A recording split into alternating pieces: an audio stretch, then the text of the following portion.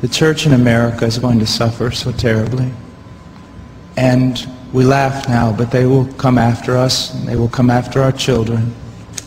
They will close the net around us while we are playing soccer mom and soccer dad, while we are arguing over so many little things and mesmerized by so many trinkets. The net even now is closing around you and your children and your grandchildren, and it does not cause you to fear. You will be isolated from society, as has already happened. Anyone who tries to run for office who actually believes the Bible will be considered a lunatic until finally we are silenced. We will be called things that we're not and persecuted not for being followers of Christ, but for being radical fundamentalists who do not know the true way of Christ, which of course is love and tolerance. You'll go down as the greatest bigots and haters of mankind in history. They've already come after your children, and for most of you, they got them.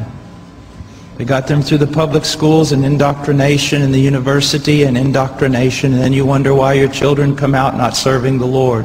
It's because you fed them right into the devil's mouth. So little by little the net is closing around, and then it's not little by little. Look how fast things are going downhill just in a matter of weeks. Matter of weeks. But at the same time, know this. Persecution is always meant for evil, but God always means it for good.